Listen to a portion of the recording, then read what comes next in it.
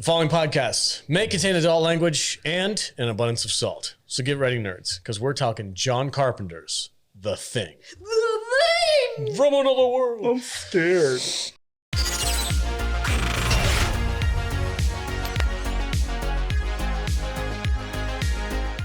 Welcome, everyone, and thank you so much for joining us on this episode of the Salty Nerd Podcast. This is part 2 of our original versus remake. We just got done watching the 1951 version of The Thing from Another World, and now we're talking about John Carpenter's remake, The Thing, with our favorite actor, Kurt Russell.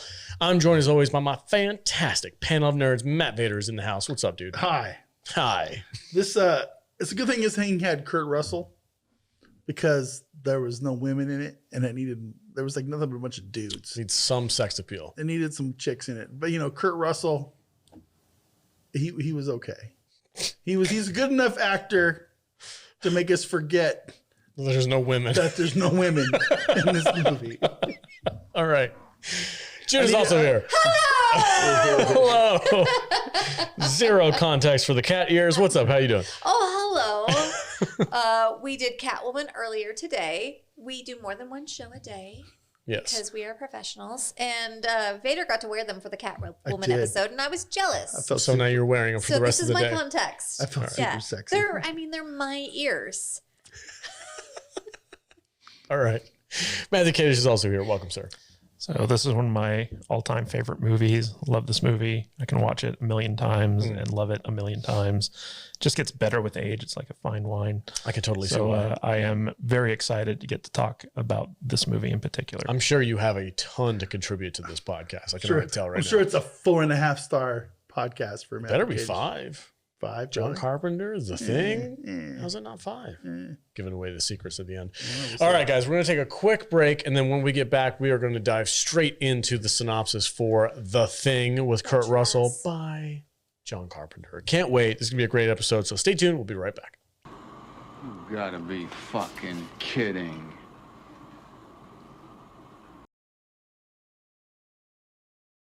Welcome back, everybody. Hey, if you guys want to support what we do here at the podcast, you can go to saltynerd.com/DC to download a game called Dragon Champions. It's a really fun, easy to play game that you can catch on either your Apple or Android device, whichever you prefer.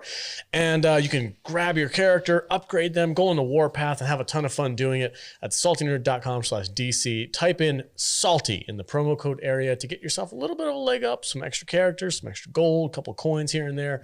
And you can join our podcast guild once you reach level 20, which is ran by our patron, JT. Shout out to that guy. He's awesome.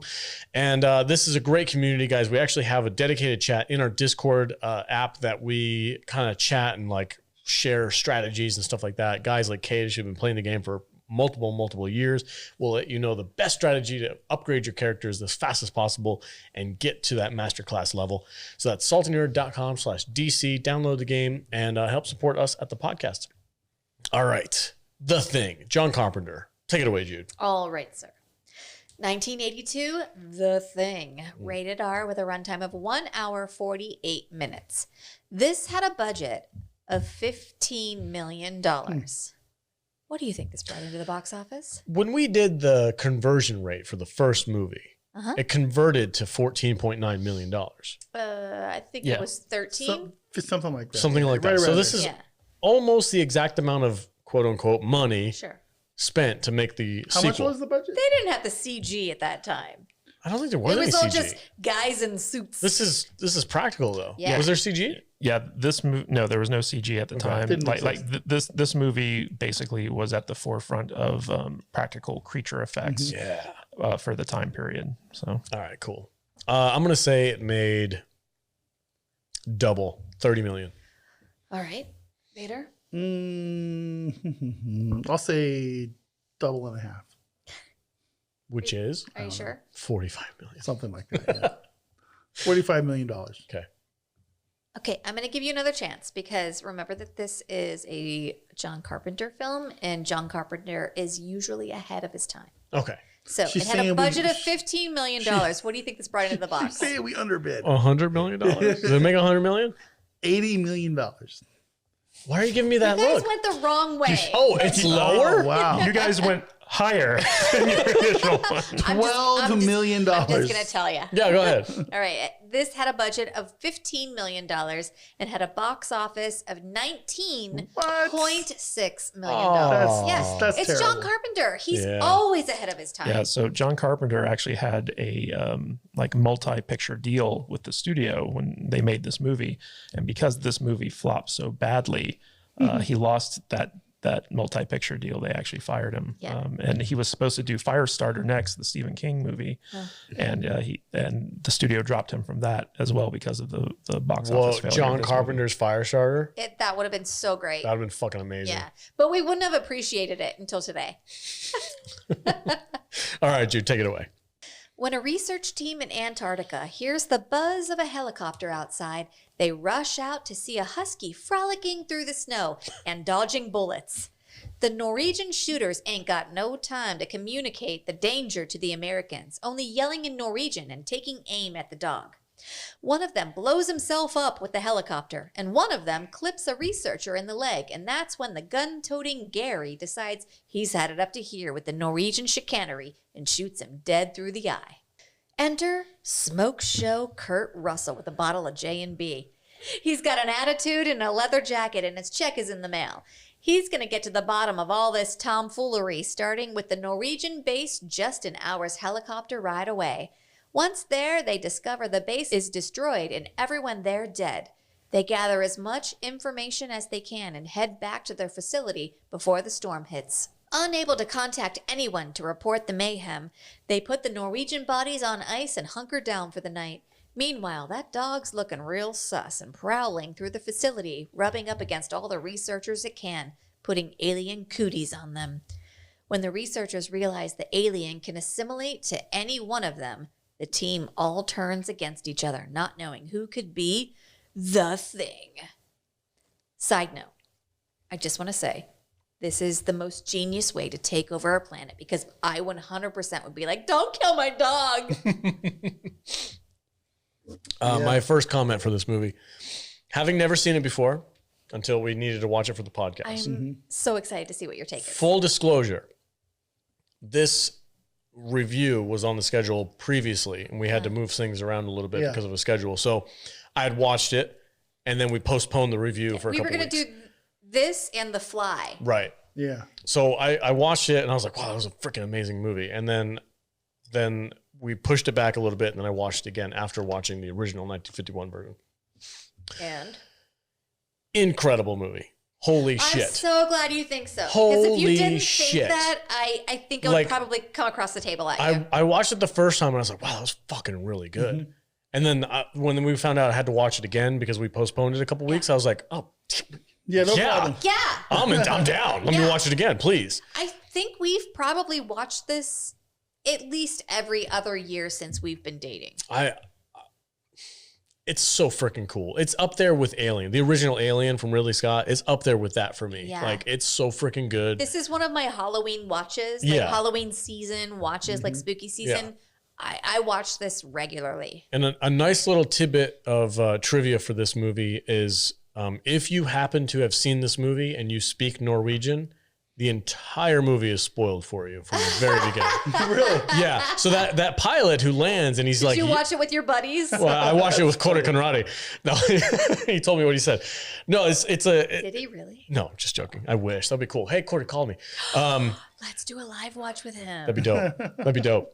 So like the pilot who is chasing the dog down, he's firing. A, he's a terrible shot. B, he's Norwegian. So when he lands and he's shouting at the American explorers there in Norwegian, they don't know what he's saying. And us as an American audience don't know what he's saying. Yeah. But what he's really saying is the dog's a fucking alien. It's going to take over and mimic you and kill you all. And then they're like, then they shoot him in the head. So nobody knows what he's actually trying to get across. So I would die of alien dog cooties you'd be like, every give me day. the love. Every day. Jude's dead, Every first day. off. I want those dog snuggles, and that is my preferred choice of death. Yeah, I just thought that was a funny bit of trivia that I learned. Even before I watched the movie, I had something came up on Instagram or whatever. They're like, if you do the Norwegian subtitles for this movie, the movie gives the whole plot away in the first 10 minutes. Next time we watch it, we have to do that. It never occurred to me to do that. I didn't think about it. Yeah. So he comes up Stupid and he's fucking like, American. he's all, "Shirba-durba-durba-durba." Yeah. "Shirba-durba-durba-dee. Well, Shirba-dog-and-durka-bork-bork-bork. Durba-durba-dur." What's funny is that in the commentary for this movie, John Carpenter and Kurt Russell said that one of those Norwegian pilots like didn't speak Norwegian, so like he just made it up. They call it Schmergdorf. What he was speaking. Schmergdorf? Yeah, You weren't even joking. yeah. They basically just did what Vader just did. He was like, He's a "Björgen, Hollywood Björgen." I'm just doing the Swedish chef. Shirba-durba-durba-durba-durba. We need to do. First, we're taking the chicken, and then you're taking the bourbon, and then It's a Swedish chef. yeah. It should be from Norseman, right? Like, Yeah. hey, how you doing, How you guys? doing, Just so baby? you know, there's a dog right there, and he's going to eat you. You need to not. Kind of an alien. You need to not to take the dog in. But the dog is wasn't an there alien? wasn't there a bit like where they go to the other camp and Kurt Russell keeps calling them Swedes and the doctor's like, actually they're Norwegian. Yeah. Hey, Sweden! Not Swedish, Mac, the Norwegian. Goddamn He's like, Swedes. these crazy fucking Swedes. And he's like, Well, they're Norwegian. They're Norwegian. It's the difference. Yeah. Yeah. Anyway, He's like, whatever, pancakes. You really want to save those crazy Swedes, huh? Norwegians. I love this movie. It's so freaking cool and scary as shit. Oh my god, did you watch this movie in a freaking dark room when that It's alien? fucking scary, when man. that alien, like Yeah. the first thing that I really was like, holy shit, that's gross. Especially comparing it to the original. Oh, especially. Like, there's this no- came there's out no- like, no. pow. Yeah, no, this There's does no not comparing it. Yeah, the original Yeah. does not hold a candle to the Fright Night of this movie. This thing is terrifying. Yeah. Part of the genius of John Carpenter is that when he agreed to do this movie, he was like, I don't want to do your typical, monster movie like the Creature original feature, yeah. was. Yeah. I wanted to actually go back to the source material and have this paranoia where you actually have a shapeshifter. And so like Rob Bottin came on and he was 22 at the time and he did all the creature effects for this. In fact, like he was like living on the sound stages, working like from dusk till dawn. In fact, he had to be hospitalized for like exhaustion because he was working so hard to get like all these effects ready to go, for weak this bitch. movie. Fucking Jude. And No, that's one of the things I wanted to talk about was like the paranoia. yeah, but before we in get this. there, I have a fun fact for you guys. Go ahead. So when they go to the Swedish outpost and they find that burned body that has like the face that's kind of like melting away from the other face. Yeah. Guess who that was based off of? Shatner. Close. Robert Picardo. Really? Yeah, that was they used Robert Picardo as the model for that Wow. that guy. I had no idea. Robert Picardo is the Doctor from Star Trek Voyager. The hologram You Doctor. also might know him from The Howling, a couple other movies that he did. He was in Inner Space as well. Really famous guy. And the entire time we were watching this movie, Jude just kept saying like, "Oh, this is Pete Kurt Russell. He's never looked better." And my mom kept arguing with her, where she's like, Oh my God, "I it was think he's so, looked better." It was so funny. I was watching, okay, so Kadish and I, his parents were in town this week. Kadish and I and both of his parents were watching this together. And we've all seen this before. But My mom didn't. I had said like, oh, this is Pete Kurt Russell. This is like the most attractive. I didn't want to say sexy in front of his mom, but I was like, this is like the most attractive that Kurt Russell has ever. My dog is named after him. I don't want to like lust after my dog. I love how we all behave around our parents. Yeah. I was like, I'm this sorry. is like, I'm sorry. I think I said the handsomest. I was like, this is the handsomest for me, Kurt Russell. Okay. And So she- you like the hairy, like caveman, like the beard with the long feathered hair. like carrying around a bottle of J&B and being like, you're a cheating bitch. Yeah. And I'm going to fly this helicopter out of here and there's a snowstorm coming in. But whatever, I'm fucking man enough to do it. And I'm more man than this. Fucking take me right now. Kurt Russell spent a year growing the hair and beard for this movie. I bet he did. Yeah. For me personally, I will brush his pussy willows. it's a Batman reference. Which is a very bad, yeah. But it was funny watching my mom and Jude argue over which movie Kurt Russell It was looks so the best funny. in. She was like, "Well, have you seen Captain Ron?" And I was like, Oh, "Yeah, I've seen Captain Ron." She was Captain like, Ron. She said "I think Overboard. she was like, "I think he's handsomer in that." And I was like, "Okay, Cindy." Overboard. And then we kept watching, and Yeah. then she was like, "Have you seen Overboard?" And I was like, "Yeah, I've seen Overboard." And she's like, "Well, I think he's handsomer in that." And I was like, No, he's really handsome in that. For And then we me, keep watching. She go, did you see him in the? And I was like, Cindy, I'm just saying. she's for trying to me, one up you. For me. Kadish's mom. This is my the Kurt Russell that I want to fuck is this Kurt Russell. That's all I'm saying. And she's like, well, it's not the Kurt Russell I want to fuck. I have a question. Not for at Alex. all what happened. Yeah, what's up? I promise. What Kurt Russell do you want to fuck, Alex? It would have to be Bone Tomahawk Kurt Russell, which is the one with the giant not a freaking bad mustache Kurt Russell. with the mutton chops Yeah, He and the goes out cowboy like a hat. boss. I think. Yeah. I think if I was gonna get gay with Kurt Russell, it would be Snake Plissken. Stank Plissken. Yeah. That sounds right for you. Yeah. Okay, Yeah. I have a question about that. Yeah. Oh, it has to have the eye patch on. Or it doesn't work. That's not my question. What? It never even occurred to me that he would not have the eye patch on. So is Captain Ron like a close second then? Yes, close. Okay. Yeah. I want to know if If you're gonna get gay with Kurt Russell, You gotta go with the eye patch. go with the eye patch. God, I'm fucking wasted How right are now. we allowed to I'm say never it? gonna You know hear what? the end of that. He's never gonna come on. I'm not going to ask because I feel like that's between you and Kurt Russell. Yeah, Oh my I God. retract my question. So, what Kurt Russell character do you want to get gay with? But like you totally want him to Comment penetrate you, below. right? Yeah. What's Yeah, I knew it. What's your gay fantasy with Kurt Russell? Big Trouble in Little China. That's another That's good a good one. one. That's a good one. good one. That's a close. That's right there. Yeah. Yeah. Okay. Almost like the older versions. Yeah. No, our all chat's the our chat's reflexes. going nuts right now. Like the Kurt Russell with the reflexes. That's a good Kurt Russell. Dolby Hawn is a lucky bitch. Check is in the mail. May the wings of liberty never lose a feather. He's got the lipstick on. Cheers. I gotta drink water. I'm in trouble. Shit. All right. So, obviously, we have to talk about the practical effects. So, I want to talk about the first thing that we see in this movie, as far as the John Carpenter like classic practical effects, is the dog. God damn it, that thing was freaking scary. So they get the dog. They're in the kennel? Put it in the kennels. Yeah. You know, go put that freaking mutt in the kennel. Get it out of here. It doesn't belong with us. And they go in there, and then the dog is like starts freaking out the other dogs, and then it like splits open, Yeah. and the face comes out, and it starts getting these little freaking tendrils coming all over the place. I was freaking out, dude. Cthulhu dog. That shit was scary as shit. This actor of a dog. This dog was a better actor than anyone else on set. Okay. Kadish, tell them the story that you told me. Oh, there's a I story. don't want to pretend that this is like information that I just have. Okay. It's information that Kadish gave me, which I will divulge to you. Okay. So there's a story about the dog?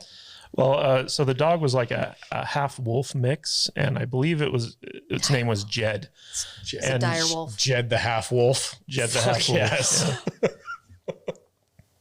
That's a great name. That is a great Jed name. the half wolf. His name is Jed, the half wolf. So he was half wolf, half Malamute I want breed. that to be my Game of Thrones name. And John Carpenter said it was the best actor he's ever worked with because the dog never looked at the camera, always hit its marks, and it was like they'd get everything they needed from that dog in one take. And so like every time you see that dog on screen, it's like just nailing its performance. Is it the same one that's running away from the helicopter? No, that was a different one. yeah. So like the ones that they use on the interiors was a different dog than the one that was The running one away that's from just the like creeping helicopter. through the corridors. Oh, okay. Gotcha. Yeah. So I mean, if you know anything about like Working with dogs. movie making in general, and actors, and like actors who can't hit their marks. This dog hit its marks. It's a fucking X on the floor. This dog was like, "This is my mark." Yeah, like that on the first time. That scene where it goes down the corridor and it like stops and it looks, and there's that shadow in there. Like that's hard to do for an animal to like have them hit all those marks while like the camera's moving with them. And in fact, in that scene, John Carpenter didn't use any of the actors in the movie to cast the shadow because like he just grabbed some random crew member because he didn't want the audience to guess who might be infected. Oh, okay. Yeah. Dig it. That's cool. Yeah. I didn't know that about the dog. Jed the half wolf. Jed the Half-Wolf. That's my Game of Thrones name. It's a fucking dope name. Yeah, Jed that's my bastard name. Half-Wolf. Jude the Half-Wolf. No one's gonna fuck with me. All right. Jude the Half-Wolf. I'm writing it down. Anyway. I'm writing it down. Half I'm gonna, lichen, half vampire. yeah, Jude the Half-Wolf. start my own brothel. God damn it. She's a hybrid. Half-Wolf. Oh. Yeah. Yeah. All right. That's it. It's that's the end of the review, guys. We've got what we need out of it. I mean, maybe we'll make a movie about it. Yeah, maybe. Jude the Half-Wolf. Anyway, so like that first practical effect, that like full on freaking alien coming out of the freaking dog and its face comes out and it's like splits open and shit like that. That was like, whoa. That was an amazing moment. Like 80s movies are not always known for their effects, right? There's a lot of shitty 80s movies out there with like bad effects. Do we know who did the effects for this? Yeah, it was Rob Bottin. And this is one of those rare instances where a lot of the effects actually hold up over time. So good. Yeah. Because they are all practical. And Rob Bottin, like I said, he had to get hospitalized for exhaustion. He developed an ulcer from the stress of working on this movie. But he nailed it. Like he did. all the creature effects in this movie were just absolutely ridiculously well done. How long was this shoot? I think it was 3 or 4 months. Yeah. Really? Yeah. That long? Yeah, and they shot a lot of it in L.A.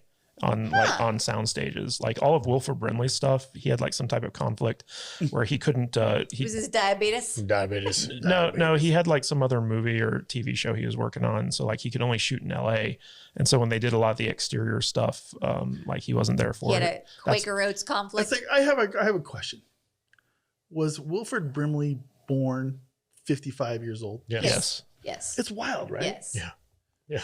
It's really weird. Well, I'm like, that's Wilford Brimley. Well, what's Yeah. But he's funny 60 is years old, and he's originally only 42. Originally, they were trying to get Donald Pleasance to play the part of Blair. Oh, And from Halloween. Halloween, yeah, and he had like some scheduling conflict, and so like they eventually went with Wilford Brimley, and the part of MacReady was originally meant for Harrison Ford, but Don't you dare. what? Harrison No, Ford. I'm talking to production. Don't you dare. So basically, when John Carpenter basically went to Harrison Ford, and then it went to Clint Eastwood, and they both turned it down, and Harrison Ford was like, you know what, I'm just going to go with my old buddy Kurt, and then they went to Kurt, and the rest is history. And this was also it works. Keith David's first movie too. Oh yeah, I love Keith David in this, and I love Kurt Russell. They're my two favorite characters in this. Is Kurt Russell and Keith David, and no surprise, they're the people who survive. survive the longest. Yeah. Who knows? Yeah. If they are them. By the end. You know, there's a goofy contrast between this movie and the original. What's that? Whereas in the original, only 2 people died, No chicks. And and there's no women. In this movie, literally everybody. Everybody dies. dies except for 2 people. I feel like they gave the role of like Pat and Nikki in the original to Kurt Yeah, Russell. in the original there were 2 women, but in this one it stuck very much closer to the source material, where there were no women in the Arctic Research Station. And it's kind of interesting because the original The Thing from Another World from 1951 barely followed the source material, like just like in the most loose way possible. And this one, it's actually very close. Like Really? like all the stuff about like the blood test by heating up the wire that was in the original short story. I loved that. That was cool. That test. MacReady and Blair going off the deep end, that was in the original. So basically, John Carpenter went back to the short story because he didn't want to do like a remake of the Howard Hawks movie. And so he went back to short story, and he discovered that it was very different from the Howard Hawks movie. And so he was like, you know what, I'm going to go with this. We're going to make it more about paranoia, and we're going to make it more about the characters and not trusting one another and stuff like that. And I think it's much better for it. This is John Carpenter's best movie, in my opinion. And it's definitely a classic. I haven't seen every single one of John Carpenter's movies, but I'm like, it's hard to beat. This is so this good. might be my favorite Kurt Russell movie too. Oh, really? It's in my top 3 for sure. I don't know if it's my favorite. It's in my top 3. It's up there. So the paranoia aspect of this movie was a lot of fun too, because that was a big difference. The best part of this movie. The original movie, it's like, who can I trust? yeah, the original movie had none of that. It was basically like the scientists versus the army. That's pretty much all the inner conflict you really had. Everybody was pretty much on the same team. In this movie, once they realize what's happening and they're like, wait a minute, it mimics people. And then the doctor kind of goes nuts and he's like, I can't trust anybody. Starts shooting at his own people, starts using the axe against all the freaking computers, trying to break down the system so that nobody can escape. Yeah. Like that's really when the paranoia starts. And then you're like, wait, who can you trust? Who can you not? And the movie wants you to think that the guy who takes care of the dogs, who technically should have been the first one to come in contact with the alien, was a mimic the whole time.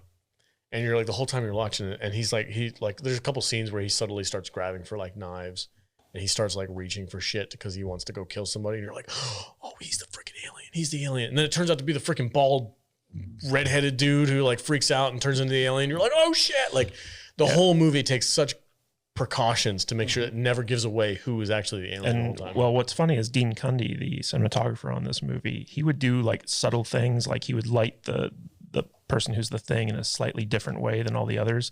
Like the scene where they're all tied up and they're waiting for the blood test. The guy who's actually the thing, like all the other characters have like light highlights on their eyes except for him. Like his is the only face that's dark.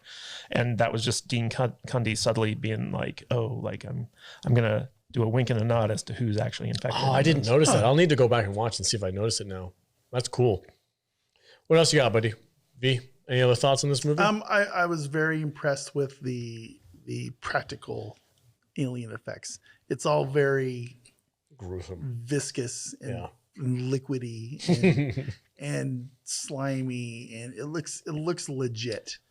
Dude, you know what I mean? The tortured faces that are in, like, they have like one half of the face and it's like screaming, it's got teeth and an eyeball, and then the other half is like a different type of animal. It's so freaking creepy. There's such a cool difference between what they did here and what they probably could do now with CGI. Well, has anybody seen the 2011? I have, yeah. Does it hold up at all? Nope. Yeah. So like in that one, they actually used CGI for like the creature effects, and it totally didn't work the same way. That's a mistake. Yeah, and with this movie, at the time it came out, critics actually like lambasted it for like being too gross, for being too gross and graphic and stuff like that. And so like, what year was it? 1982. Oh, you mean the prequel to this? Yeah, I think it was 2011, something like that. Okay. Yeah, I think Roger Ebert came out with a review that said it was too gnarly. Yeah, Siskel and Ebert didn't like this one. For this one? Yeah. Really? Yeah. A lot of critics didn't like this one because they thought that it was too gory, too gross. And audiences didn't show up for this because what happened was about 4 weeks before this movie came out, E.T. got released. And that was like this major hit. And people were kind of like, oh, aliens are supposed to be nice. and so when they saw this movie coming out where it's like super like paranoid and aliens are like trying to like take over the world and eat people. Yeah. This was when people went to the movies with their kids and we were all taking in the same content. Like there wasn't kids movies and adult movies. It was just movies. This is the same year Indiana Jones came out. This is Raiders of the Lost Ark. Yeah, and then John Carpenter just hops into the freaking theaters and slaps his dick on the table and he's like, check this shit out. Yeah. And everybody's like, whoa. What if Harrison Ford did this instead of Indiana Jones? There'd be more of the Thing movies. He would be he would be on Kurt Russell's career track. He'd be doing Quentin Tarantino movies. Okay. So if you know who is next in line to do Indiana Jones. Oh, it's Tom Selleck. No. Tom Selleck was supposed to be Indiana Jones. He was, but he got beat out because of Magnum. No, he didn't get beat out. He turned it down because of Magnum PI. Yeah. Because he had a contract with Magnum PI to do the TV show, so he couldn't do Indiana Jones. So they gave it to Harrison Ford. I don't think that would have spawned the fandom. What's funny is John Carpenter often wonders like how his career would have turned out had this movie actually been a hit. Yeah. Right. Because like I was saying, because E.T. came out before this and people were kind of like, oh, we want nice aliens. It's one of those things where like audiences just didn't show up for this movie. And if this had been a hit, who knows what that multi-picture deal would have, amounted into. The scene where the alien is eating the other dogs is on the screen right now, and Jude literally can't look at it. She's like, no. I'm looking at it like this. I'm like, with this like morbid fascination. I choose no. I don't like it's so gross, dude. I hate that. But look at that. One thing I will say that is extraordinary is when the thing, who is in the shell of the dog, it approaches the dogs, and the dogs are all like, Yeah. and I hate that. nope. When the dog goes, and it like opens up like Splits a open fucking his face. Venus fly trap. Yeah. That is an extraordinary effect. And then everything else that happens surrounding it, I don't care for. I hate it. Don't kill dogs. Don't kill dogs. Let's talk about one of the other major effects in this movie, and it leads into one of my favorite scenes in this movie. Is when one of their coworkers or one of their guys has a heart attack or something like that, and he passes out, and they're trying to like revive him, and they're giving him CPR, and then they get out the freaking defibrillator and they start defibrillating him, and on the third try, his chest opens up and eats the dude's arms, and the guy pulls out, and his freaking things are coming out. Every time that happens, I'm like, what's gonna save him? Yeah, that was to me. That was like every single time it gets me. To me, that was like a Ridley Scott chest burster moment. Oh yeah. It's right there. When you think of like weird, gross horror scenes, shit, it's like right there with the chest burster out of Alien. And what's funny is that when that doctor is like reeling back and he's like flailing his stumps around, they actually got a guy who had no arms, and they put a prosthetic of the actor's face. Really? Yeah. Whoa. That's awesome. Yeah.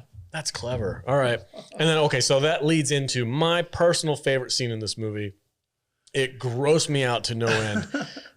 It was one of those movies. I felt like Jude when I was like, oh God, I can't freaking watch this. You sympathized with me? I did. When the dude's head starts like ripping off of its body, and then it grows freaking spider legs, and then it like flips around and starts walking around the floor, and then the dude's like, you gotta be fucking kidding me. And everybody turns and it's like, it's pretty nasty. God, I cannot watch that whole scene without being like, I cannot be like, oh my God, what am I watching right now? God, that's one of my favorite scenes. It's terrifying. Freaking, and then he lights it on fire and it's like, like what's crazy about this monster is like we don't know what the original monster looks like because it's an amalgamation of all the things that it's copied. And so like when it's transforming and you see like all these grotesque things like that it's going through, those are all remnants of other things that it's been in the past. Yeah. And in the short story, actually, like it has to retain its mass, and so like when it becomes something like a human, and there's still more of it to go, like that other stuff has to transform into something of equal size and shape. So like that's why like the dogs get mimicked and things like that, at least in the short story.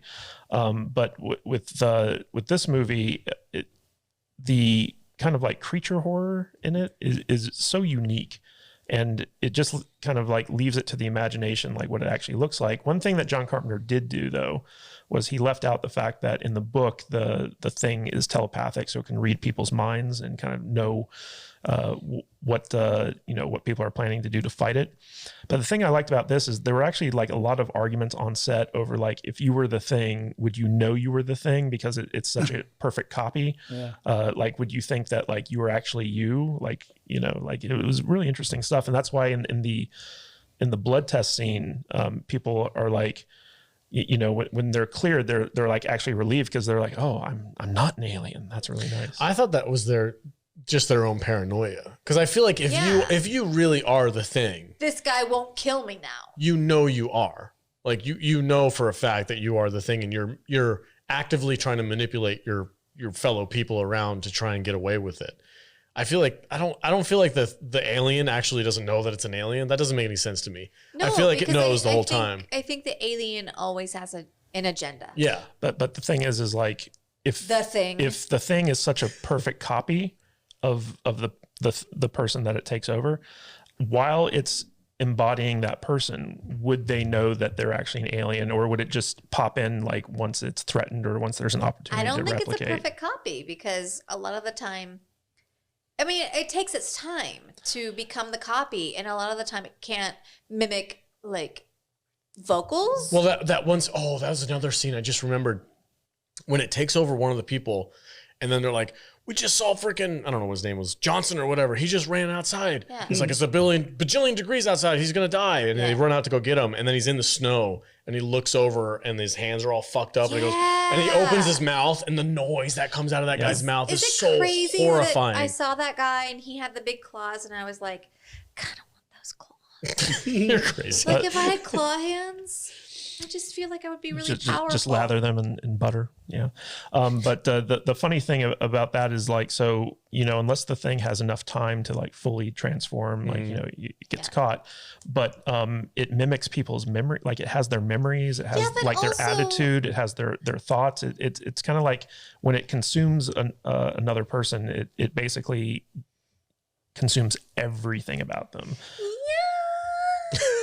But like if you've watched it and then you've rewatched it, I feel like you rewatched it with the sense of paranoia. Mm-hmm.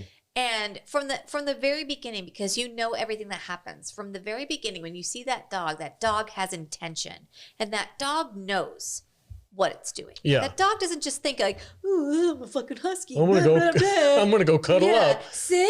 Like it's like waiting. No, that dog has an agenda. Yeah. You can see that dog fucking creeping. Yeah, I think the alien, no matter what form it takes, knows that it's an alien and knows that it has something. 100%. It has a mission. Yeah. So Agreed. but yeah, that noise that the dude, I don't know what ADR bullshit they used, but that shit was freaking scary. Oh God, it gives me freaking chills. Like a shellfish being boiled alive, which is why I don't eat lobster, because it makes me feel like I'm a bad They person. scream. They scream. Yeah. Oh yeah, they scream. Yeah. They tell you that it's just the steam being No, they released scream. from their shells. No, it's not. Those things are screaming. I don't So wanna do it. there are two. do eat shrimp, There are two though. things I want to talk about with this movie. The first of which is the character of Blair. Wilford Brimley. That's Wilford Brimley's character. Diabetes. And so like at a certain point after he goes off the deep end, they kind of lock him up in this shack outside. And when they go back to check on him, there's like a noose hanging there right next to him. And he's like, I'm much better now. I'd like to come out. Yeah, So, I was I'm obviously okay. an alien. To me, okay. that was a sign that he had already been taken over at that Yes. point. Yeah. So Yes. so like He killed himself. The alien took him over. Yeah. So there's a lot of debate as to like what happened there. So the idea is like, did he make the noose in order to like kill himself in case the thing came for him, or did he kill himself and then the thing ate his body and assumed like his identity, or you know was it just like something that he was hoping to like snare the thing in? I feel like it happened at the same time. I feel like he was going crazy. He knew that the alien was out there. He was the first one to realize what it was and what it was capable of doing. Once they locked him up, I feel like he was like, I'm just going to kill myself and get this over with because I'm not going to Same survive. position. You gonna kill yourself? Yeah. You are? He hung himself. Wait, No, what? No, she was asking if you were in that same position as Wilford Brimley. No. Would you kill You gonna yourself? ride it out? Or you No. gonna kill yourself? Oh, if I was in the movie? Yeah. Oh, I'm going to blow the shit out of that thing. But the crazy thing is that at that point, right, Wilford Brimley, as the thing, okay, he's kind of locked away in that shed and he starts like digging tunnels beneath the camp to create like another flying saucer to get away from there. Yeah. I was like, that's a little bit too far. Well, he was like, they stole parts from the helicopter to make a flying saucer. You know, I want to know. I want to know the hard questions. What's that? Like, what the fuck is up with Kurt Russell's cowboy hat? Oh, the I believe this is what That is the most ridiculous looking thing. this is what Elaine Bennis called the urban sombrero. the urban Yeah. sombrero. Yeah. It was like a Yeah. buckaroo hat. That was it was kind of weird. Doesn't keep you warm. I agree. Also, it's a good look. There was a big thing about like McCready's backstory in this, where like John Carpenter and Kurt Russell got together and were like, okay, he was a helicopter pilot in Vietnam. He's suffering from PTSD. He's an insomniac. He has trouble sleeping, and he needed to get away from Hates society. bitches who cheat. Yeah, he needed to get away from society, so he signs up for this gig where like he's like at the edge of the earth, and he's just like, you know, just really a messed up dude. And when this thing comes along, it almost gives him purpose again. And so like he's like, in a way, because he's dealt with the horrors of war before, like he's best suited to deal with it. He's so handsome. Jude. Stop being such a hysterical woman. I don't know what else to say about this movie. I had a blast watching it. I did too. I want to talk about the end. Yes, please. minute. Yes, Let's bring it in. the ambiguousness. Yes. So in the book, it has a very clear ending. Basically, Blair tries to run away and into the snow, and McCready shoots him and kills him, and burns the body. And basically, the survivors get rescued and stuff like that. Now, with this movie, they didn't quite know how to end it, and John Carpenter shot multiple different endings, and he kind of just settled with the ambiguous one because he thought that was the best. Now, there's actually a video game of The Thing that's a sequel that John Carpenter considers canon, and it makes clear what happened after the movie, like who survived and who didn't and stuff like that. What is this video game? Because I want to play it. It's called The Thing. Seriously? Yeah. The Thing. Yeah. Is it on Steam? Like, can I play it on my PC? I don't know where it's available, but I do know that there are playthroughs on YouTube where they go through the story and stuff. But if you take the movie like as a standalone, there's so much debate over like, what does the ending mean? Was Kurt Russell the Thing? Was Keith David the Thing? Were they both the Thing? Were neither of them the Thing? And everyone has different theories as to like, what happened, after the movie ended. So I wanted to get your guys' take. What did you think was the ending? Do you think that one of them was the Thing or not? My take was that they were both humans and they actually just survived. Yeah, And they were that's like, my holy take, too. shit, that was crazy wild stuff. Nobody's going to believe us when we leave if we make it out. Yeah. Now, the question for me was whether or not they would survive the night. Because once the flames go out, it's going to get really cold and they have nowhere to hide. So I tend to believe that they didn't make it out. I think they both froze to death, but I think they were both humans. V, what about you? I'm 100% with you. Yeah? Yeah. I don't really know what to add to that. I feel like they mission accomplished at the end. Okay. Yeah. So Jude? Okay, I want that to be the end. But because I am a movie reviewer and I know that there is rampant chicanery with endings of movies that are ambiguous. So what I think could also be the end is because Kurt Russell was like, well, if either one of us are the Thing, we're both probably going to die. So I think that was maybe the Thing being like, I'm going to fucking trick you. Which one was it? Kurt Russell. Kurt Russell's the Thing? I think maybe he is. Look at you. It's What is going on right now? 82 right now. And I'm like, it's 20. I don't know. It's fucking a million years later. And I'm just like, I don't know.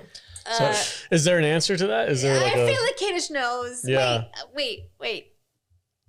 I don't want to know. I'm still figuring this out as I'm saying it. So I think that might be. That is a thing that might be. I don't want it to be, but if, no idea what you're talking about right now? Kadish, give us the answer. No, stop. Let me finish. Okay. Okay, so I think that Kurt Russell might be the Thing. Okay. Saying, oh, well, if I were the Thing and you were the Thing, then maybe we should just let each other die. And I think that might be the Thing being like, I'm going to try and trick you into letting us either live or freeze because the snow doesn't kill it. And he can just like hibernate until he comes alive again. And he's smiling. There being a game after that seems to be canon. I think that there is a trick ending that is more trickier than what the movie is making it seem like it is. I hate trick endings. Okay, Kadish.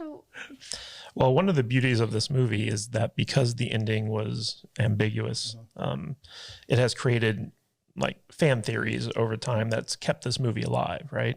And this is how you do a mystery box. A mystery box is basically a mystery that's never solved, right?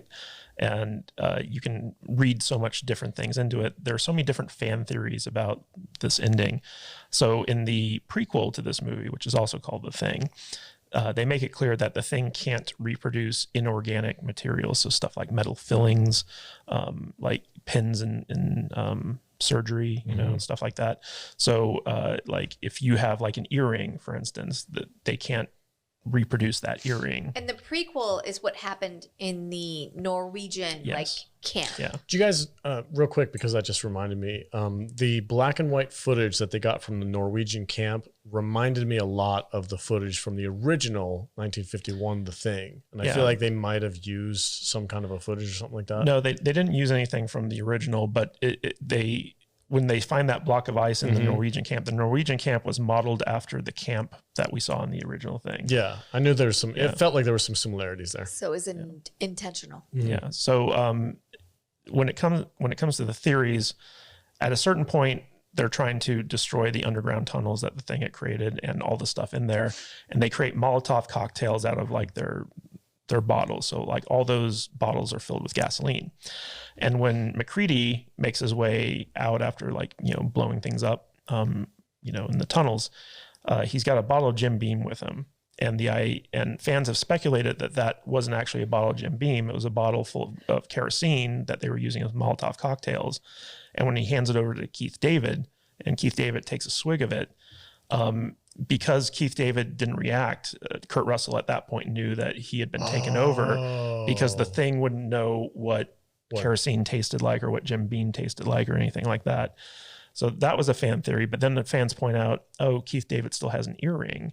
And we know that the Thing can't mimic inorganic materials. But John Carpenter, like, he's never come out and explicitly said, you know, who was the Thing and who wasn't. But he has said, like, if you watch closely, one of the characters isn't breathing and one of them is. And so, like, you know, when you see the breath in the cold, one of them doesn't have the breath. I feel like that's something they talked about in the original too, because Nicky Nicholson was like, yeah, can you see what I can see?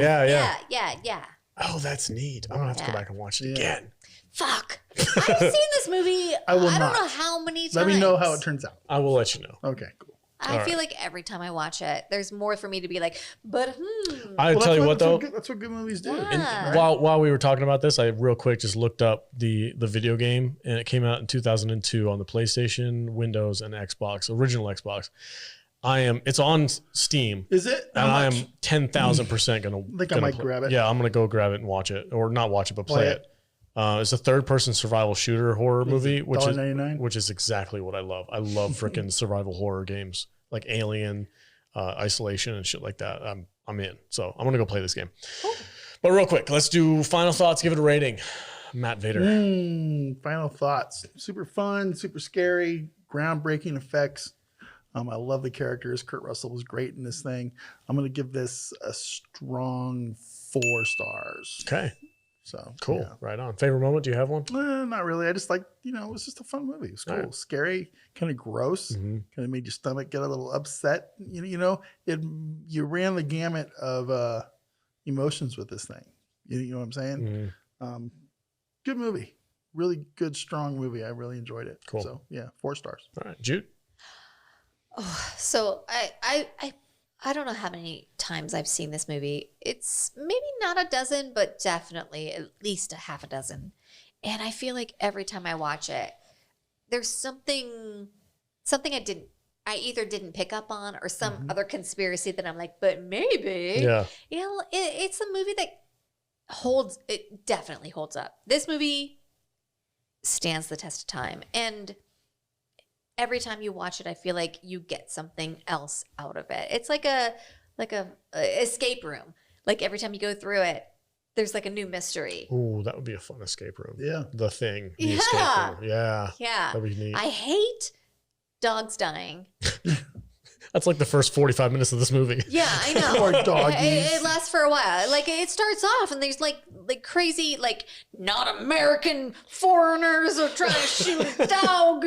And you're like, fuck these guys. Why are they killing a dog? And then at the end, you're like, kill the dog. Oh, yeah, they should have killed the dog. Yeah. But listen, if I was in this movie, I'd be like, I would be the first one that was taken over by the alien because I'd be like, don't kill the dog. Yeah. Yeah. I would die by dog cooties. And I mean, like this movie, if I were in this movie, I would have died.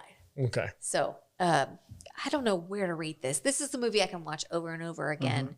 I don't know if that's a 5-star for me, but it's a movie that I don't get sick of watching. Like, we were supposed to watch this a couple of weeks ago. We didn't have time to like record it.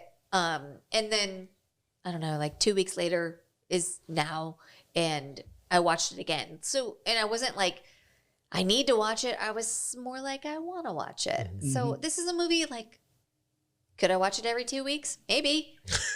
Maybe. But it's also not my favorite movie in the world. But Kurt Russell is very sexy in it. I hate that there are dogs dying. So I will stand with Vader where it's 4. Okay. 4. Man, it took you forever to get there. Oh, dang. Sorry that it feels so wrong when a woman is talking. 4 McCready's out of 5. All right. 4 stars. Cool. Kadish, how about you? So I feel like this is one of those masterpiece movies. It's a classic. I can watch it over and over again and never get tired of it, even though I know how everything turns out. This is John Carpenter at his finest, Kurt Russell at his finest. There's so many deep themes and layers to this movie. The creature effects hold up remarkably well over time. Just everything about this movie was done right. I wish that it had enjoyed more success when it had initially come out. But this is one of those movies that I just absolutely love. I think that the paranoia, it reminds me a lot of like an Agatha Christie style movie where like you have a bunch of people who are isolated and one of them's like a killer, and there's all this, like people don't trust each other and you have to like, figure stuff out. My favorite scene is the blood test scene where they're, trying to figure out like who among them is infected. And because of that, even though that's from the original short story, which was written like decades earlier, they actually, a lot of people attribute this as like a metaphor for the AIDS crisis and stuff like that. Like you don't know who's infected and you have to use a blood test to figure it out and stuff like that. Question. When was the book? The book was actually like a short novella. I believe it was in the late 40s, early 50s, something like that. But John Carpenter went to the source material, pulled all the best stuff from that, expanded upon it, and turned in this amazing movie. Yeah, there are no women in it, but in a way, the brutality of what happens and the paranoia, I feel like having females in the cast would have thrown off that dynamic. So I think it was a smart move to like, make it like an all male cast. Obviously that wouldn't fly nowadays, but you could be brutal to a bunch of dudes. Yeah, exactly. But honestly, as a woman watching this movie, it never even really occurred to me that it's like a movie that doesn't have women in it. It was just a movie for me. And but there are so many like little things in this movie that I love, like little lines like "You got to be fucking kidding me." That's a great one. Cheating bitch, where like basically like Kurt Russell just destroys like the one thing that he has to pass the time because like he's bitter that he lost. You also have the noose that Wilford Brimley is like sitting next to. There's actually a scene in here where Kurt Russell throws a stick of dynamite at one of these things that's on fire. And when the dynamite blows up, like he's like thrust back against like a wall, and that was actually real. So like he didn't know that the explosion was going to be that powerful. And so when that explosion went off, the shockwave from it knocked him, like that wasn't him acting. Like he actually got knocked back and like hit his head against like the and knocked out. He wasn't knocked out, but like it was one of those things where like it was a happy accident that they left in the movie. Like luckily he wasn't hurt, but like he, in the commentary he just talks about like, yeah, that was a real explosion and I wasn't expecting it to hit me that hard. So, that's crazy. Yeah. So like if you look at that scene in the movie, it's like that's what actually happened in that scene when that explosion went off. So like there's just a bunch of like little things about this movie that add up to like such a cool experience with the film. And again, it's a movie that I can watch time and time again, never get tired of. And the ending is so ambiguous that you can sit here and debate about it like 50 years after like, it's come out and stuff like that. So it's really freaking interesting. I love this movie. This is 5 dog cooties out of 5 for me. It's a masterpiece of a movie. It's really up there. Yeah. Yep. It's I've only watched it twice. So the first time was when we first had it on our schedule, and then I watched it again to refresh my memory. 5-star movie for me. Wow. 5 spider heads out of 5. That was my most gruesome and also favorite part of this movie, is when that dude's head rips itself off of its body and then crawls around the floor under the desk, and it's all like upside down and shit. That was freaking scary and weird and gross. And I was like, whoever thought of that must have just been on another level of like how to make people freak out. I loved it. Amazing. Acting was great, but by far the best part of this is the creature effects. That's really the standout for me, is just all the crazy, wild, gooey, gross effects. And it still holds up today. Looks good. That's it. 5 out of stars for me. Comment below what you think of John Carpenter's The Thing. Is it a 5-star movie? Is it a 4-star movie? Do you hate it? I don't know. Comment. Let me just know. I can't promise that you won't get dogpiled on. Dogpile. Thank you. Yeah, more dogs. more dead dogs. We're going to throw a bunch of dead dogs on you.